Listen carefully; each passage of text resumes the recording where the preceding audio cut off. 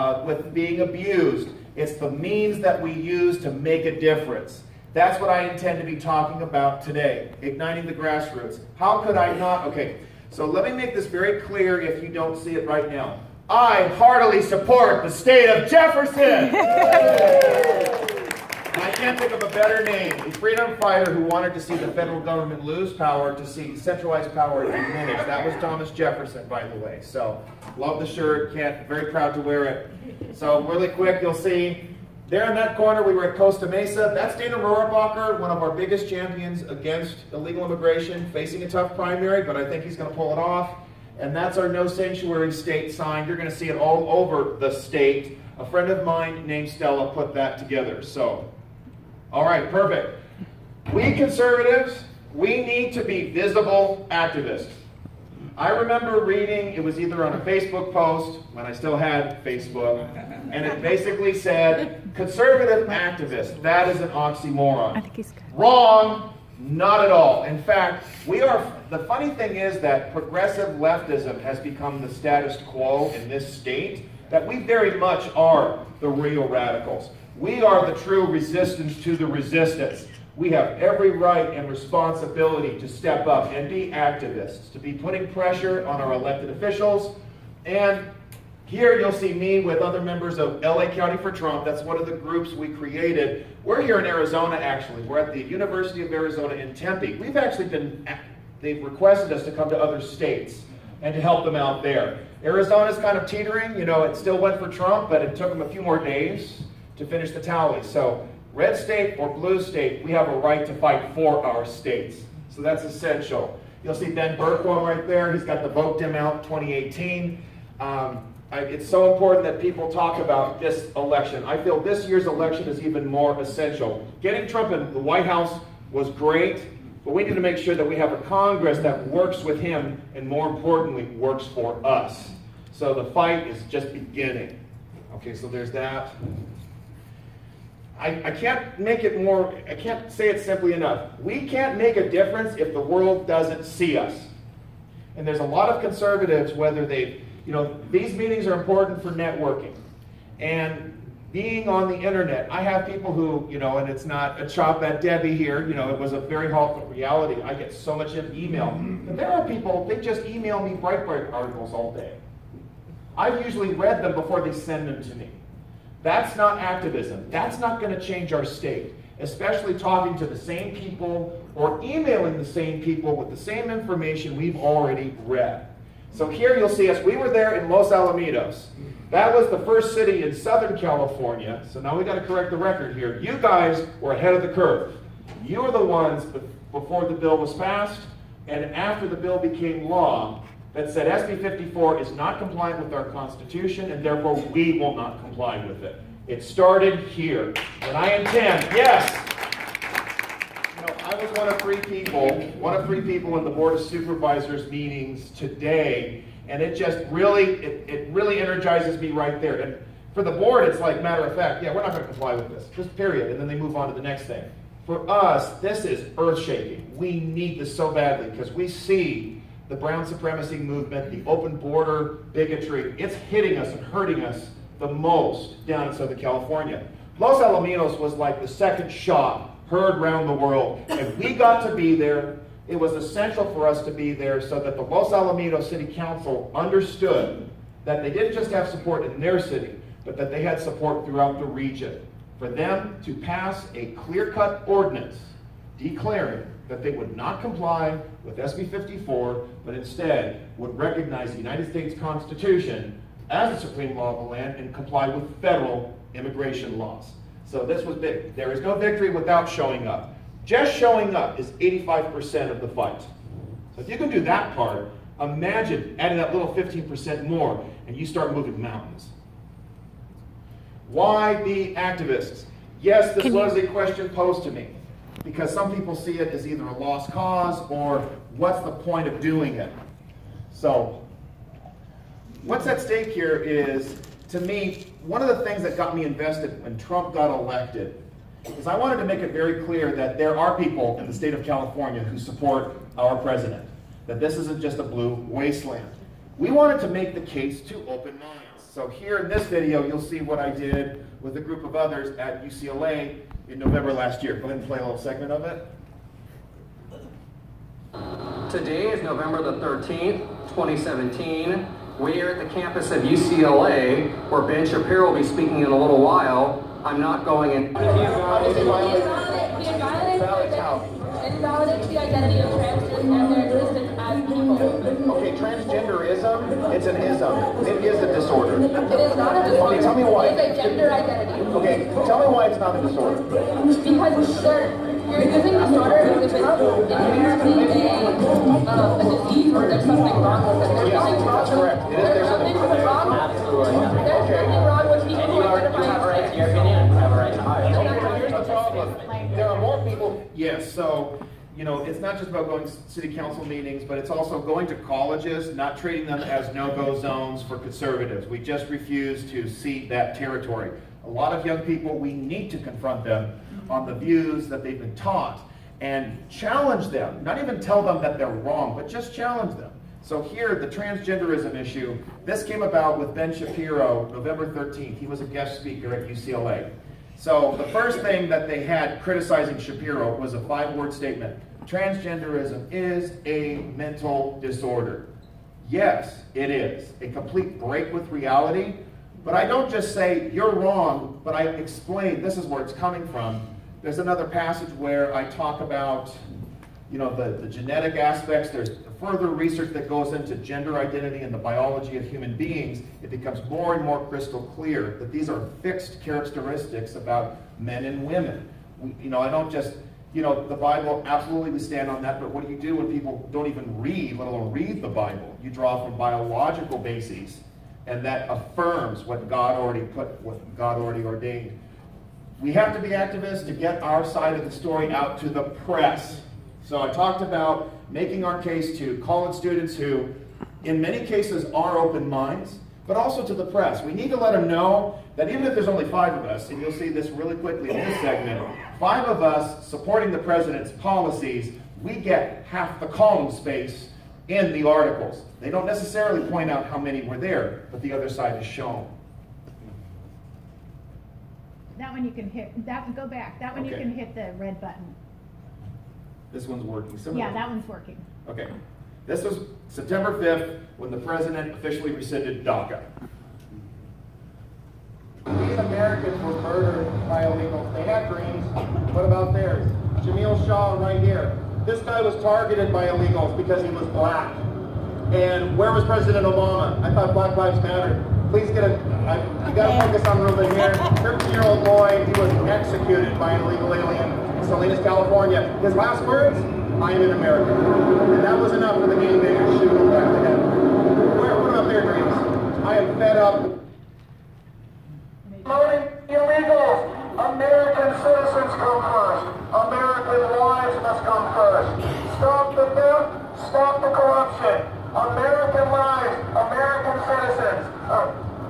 So you saw the cameras behind me that just are showing up. You know, the media, they're desperate to try to report both sides. They have a serious credibility problem now.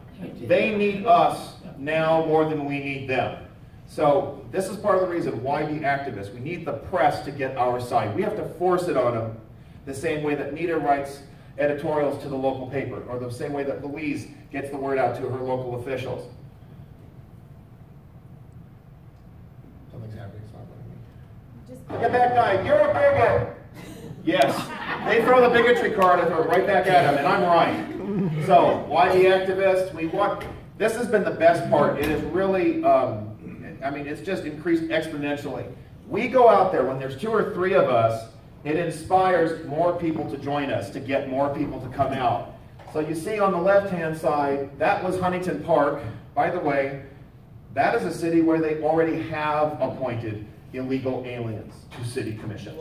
They've already done it before Ricardo Lara introduced SB 174. This is how bad it's gotten in the state of California. But then you look over, that's in Mission Viejo. Our numbers are increasing considerably. And in Mission Viejo, we met new people for the first time who had never even been to city council meetings before. But they were thrilled to see the movement. And that day, Mission Viejo passed a resolution opposing Senate Bill 54, and they filed an amicus brief with the federal lawsuit against the state of California. So it was a huge victory for us right after Los Alamitos. There we go. The other thing, and this is something I hope you'll be more invested and get more involved in. Being an activist is how we make politicians afraid, so they start doing the right thing. Now, there's some disagreement I have with some people in this. They say you should be polite, you should be respectful, you want to go and you want to try the easier, softer way. But the fact is, for a lot of politicians, especially in Southern California, they've gotten away with doing whatever they've wanted to without any pushback. We've tried writing letters, we've tried being nice, we've asked. But the fact is, elected officials work for us. We do not work for them. Amen. I'm not going to ask you nicely to do your job. I'm going to tell you to do your job, or you won't have a job. That has to be the attitude. We have confrontation, not accommodation. And this is a hard thing for me. In Camarillo, I spoke with one, active person. He was out there on the streets with the Trump signs in Ventura. And he says, well, I have the phone number for one of my city council members, but I'm really not sure he's going to listen to me. And I cut him off and I said, no, he has to listen to you. He works for you. You don't work for him. And he was like, I never thought of it that way. Sometimes it's just a mind shift. That's what it's about. Okay. And of course, we want to get our guy elected. And that's another reason being active. You have people you want to see in office. You get out there to promote them so that they get into the office. And of course, you don't stop there. You make sure to keep the pressure on them so that they do what they're supposed to do. I wanted to feature this comment because one of the things that to me is really important when it comes to activism is we want to encourage people to get out of their comfort zones. This is Mark Lang's son. He's a photographer from Ventura County, and this is what he had to say. Arthur Schopper is part of the new Tea Party. They go to blue areas and make the case for conservatism rather than demonstrating on the sidewalks in red areas. To me, it's essential that we start taking our efforts going to the elected officials, going to these areas which are normally hostile to conservatism, and to start making the case. What I recall in 2010, because I did it myself, in the city of Torrance, I was there with the local Tea Party. We go to the sidewalk, we have our flags out, we have our banners out, and I'm not speaking against that. The First Amendment is a right we need to reassert and express as much as we can. But if we really want to shape the state, if we want the decision makers and the policy makers to start doing what they're supposed to do, we've got to get off the sidewalk and doing the easy thing with just waving a flag in the air. We need to go further, we need to hit harder, and that's what I want to talk about now. How to be activists. So the first thing is town halls. Go to your congressman's town halls, whether you agree with them or not, especially if you don't. Now that shocks some people. They go, why do I want to waste an hour of my time or an hour and a half of my time listening to some elected official who isn't accountable to me or doesn't care what I care about? Well, that's part of the problem. They don't care about what you care about because you're not making them care. This is Lion Ted Lieu. I don't know if you've heard of him. This is the same guy who passed the first ban on gay conversion therapy, for example.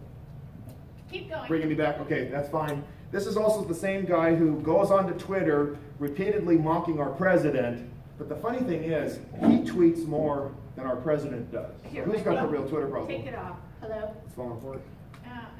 Hello? Hello? Are we okay? Can you still hear me okay? All right, it's fine. So you'll see, that's my hand right there with the big lie sign right in front of him. That's why we call him Lion Ted. Okay, go to those meetings. You have a right to be heard and to speak out. I understand Doug LaMalfa has had a couple of town halls. And yes or no, has he? Yes. Okay, so, and don't you know that there's some rowdy elements in the crowd who shout at him and give him a hard time? I don't think it's you. You say that you're really happy with the job he's doing. So if they get to do that to your congressman, then why do we have to be placid and nice with the left? and their congressmen? My answer is we don't. How do we act? Now, this is what it's about. Remember I said we need to get our story out. We need to get the media to pay attention to us. So here, it is essential to win media attention for yourself and against the left. How do congressmen evaluate their town halls, whether they're successful or they're a failure? If the articles in the paper the next day are talking about them and what they said and the difference that they made in their community, then it's a victory. When the town hall is about you and the ruckus you raise because they're not doing their job, it's a massive failure for them. And that's exactly what we did last year. Town hall turns raucous for Lou. I don't see him anywhere in that picture. But you see me and you see other activists. We stole his thunder. We stole the spotlight. We sent a loud message. We are not pleased with the work you're doing. We are not going to tolerate your disrespect to our president. We became the story and we took it away from the elected official. This is how you do it. This is one of the goals you're trying to accomplish. When your elected officials are trying to make themselves the center of attention, to try to give off this idea that they're doing a great job and they're serving the community when they're not, you be there to disrupt that narrative. So, once again, why do I want to go to a town hall when I don't agree with that congressman? So I have more of a problem with that than you guys do. You still have a pretty red area up here. But nevertheless, when it comes to this dam issue, it seems to go beyond partisan labels. If enough people have enough money and they target the right elected official, they're going to go the wrong way on this. So this is me, and I asked a question to my congressman, and I made sure to ask something specific where it would expose where his real loyalties lie. And I might do some skipping around.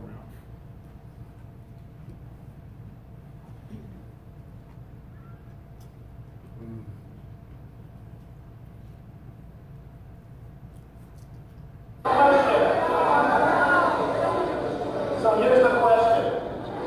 I hope that you're a proud supporter of the Sierra Club, because I think it is. Yeah, you should be talking. Why aren't you talking?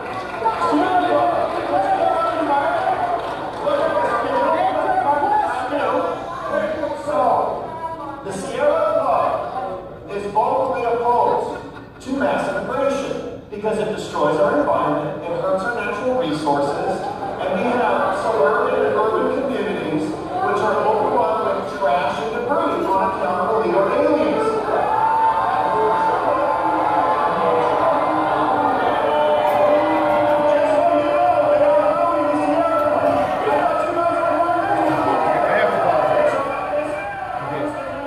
We're here for another town hall, this time of Congress.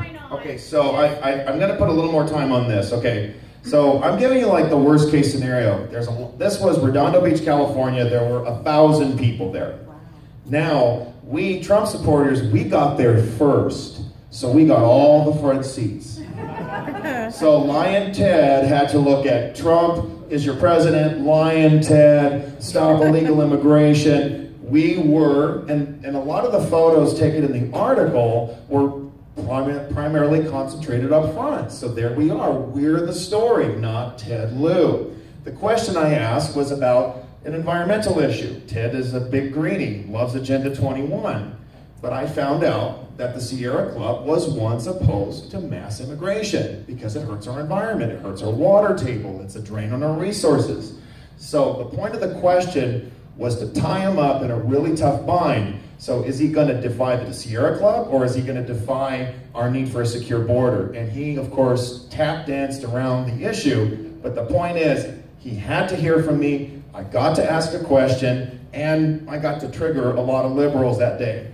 I was not alone, and you're going to find that I mentioned that. Part of being more active in putting the pressure on your elected officials, try not to go alone. Because you want to be effective, and you want to have that support, psychologically as well as physically. So we'll just leave it at that. This one you're going to have to, are you going to play that? So that was the one, I already played part of it. So No, this, I think this is the next one, isn't it? I think this is the... This was the question I asked him, so. Okay.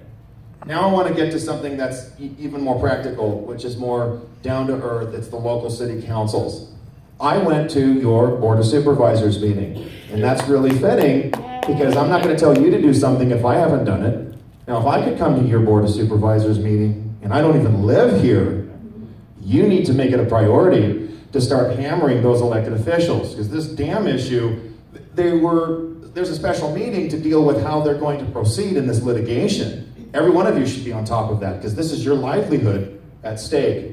So, how to be activists? Literally, people have emailed me this question up and down the state. I want to stop SB 54, but what do I do? So, what I've articulated to them, you get the contact information by email and also phone numbers for the city council members, your city clerk, your city manager, and the city attorney, elected officials and their staffers. You want to send the message to them as soon as possible. Email and phone number, calling them in, calling them, emailing them.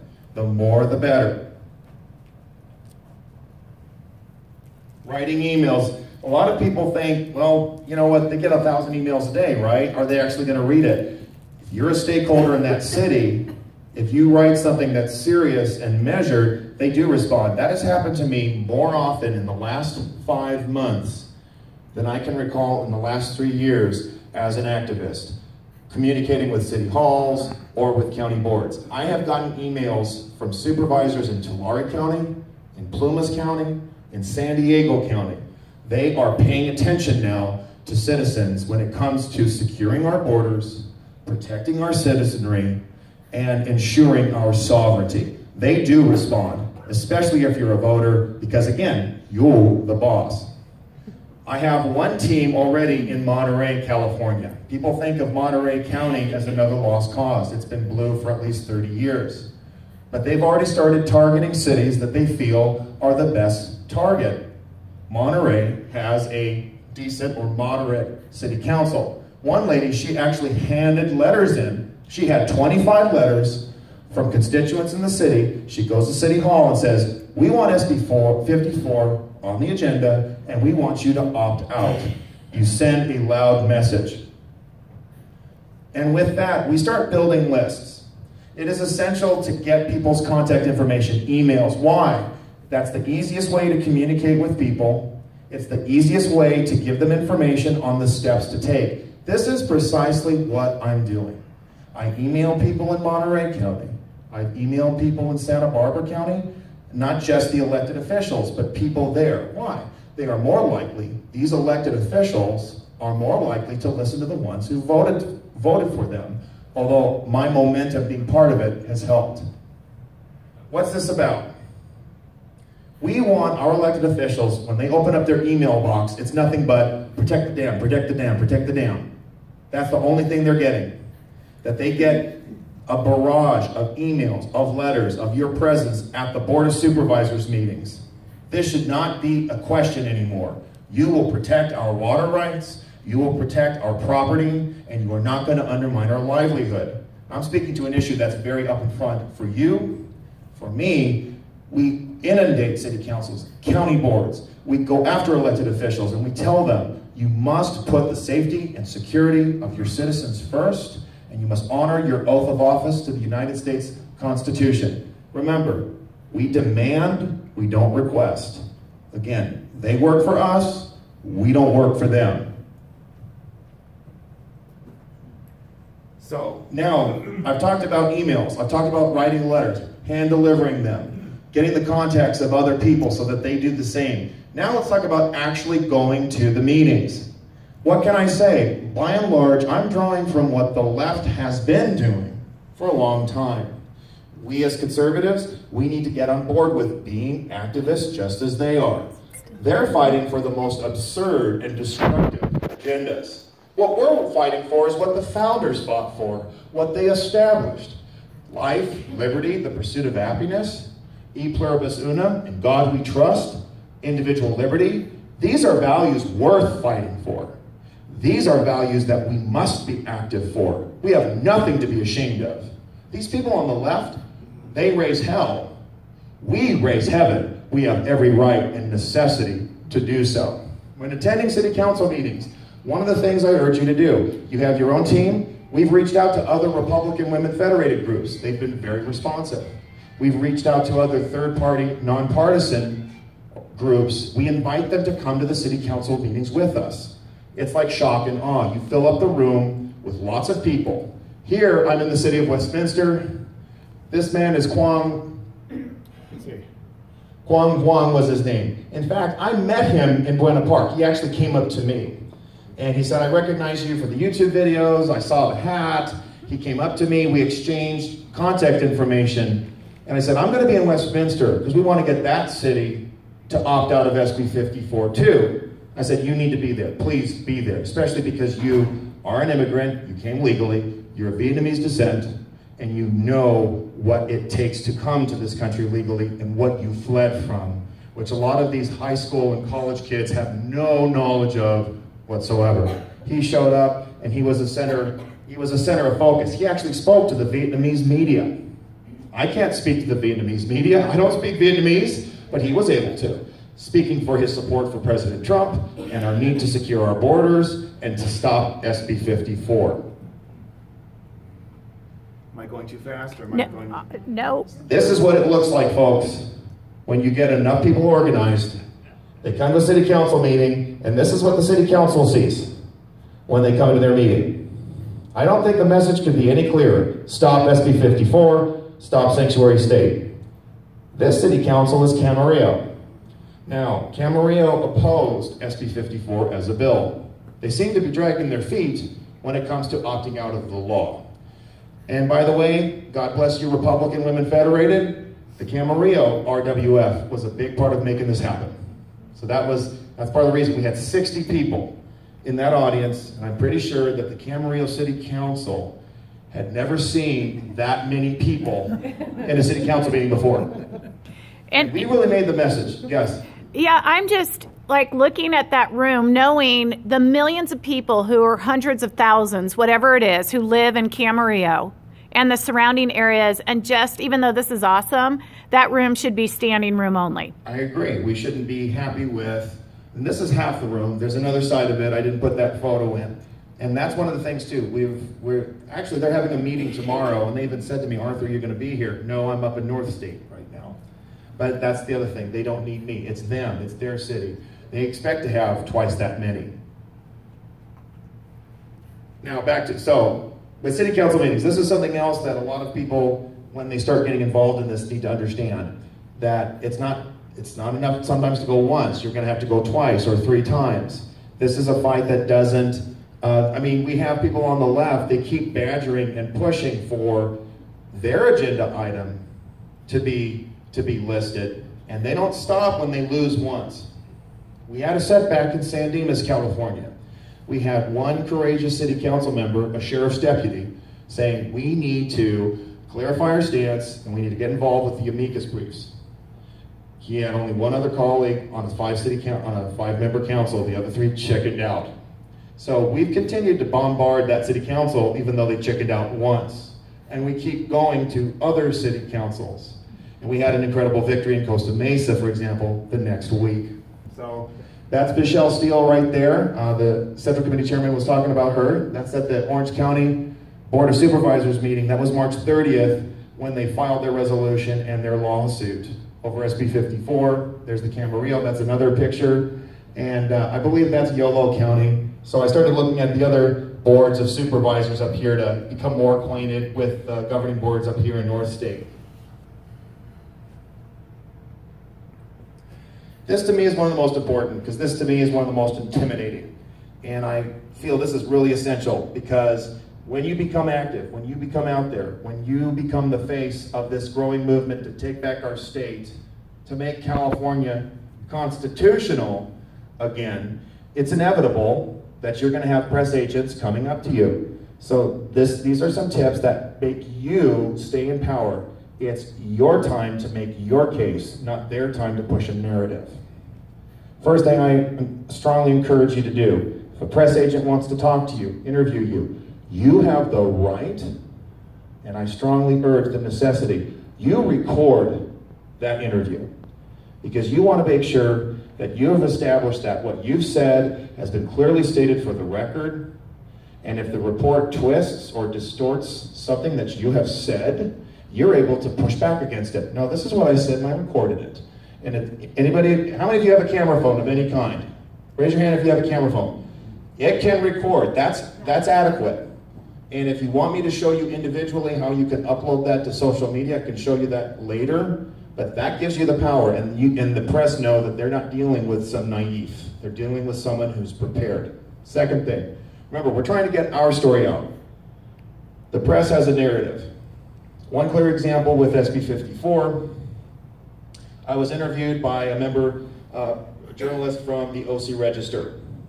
So, you know, I talked to Robin Vidston. She's the head of a group called We the People Rising. That's where I've learned and followed a lot of what I'm doing to oppose illegal immigration. And she's told me, Arthur, what they're trying to do in Orange County is to push a narrative that it's a bunch of outsiders who are invading Orange County and pressuring the city councils to do what they're doing. So just be prepared for that. So my story, from the moment I picked up the phone, because she had reached out to me first, and I called her back, was to say, every city council meeting I go to, I see new faces of people who live in the city and who are speaking out against the sanctuary state lawlessness. Bam. I cut the narrative she was trying to push. Because, again, I'm telling the story. That's literally what's happening. I just showed you a few pictures prior. Don't be afraid to ask for their political views and question their questions. We have every right to interview them. And I cannot tell you how many times, especially from the Spanish press, they will often say to me, no, I ask the questions. Wrong. You and I get to ask the questions. Just as our elected officials are supposed to serve us, the press is supposed to serve us. They're supposed to report the news, right? Of course, we've seen how for the past 30 years, that's the last thing they've been doing. And we've had to have a couple presidents or elected officials try to call that out.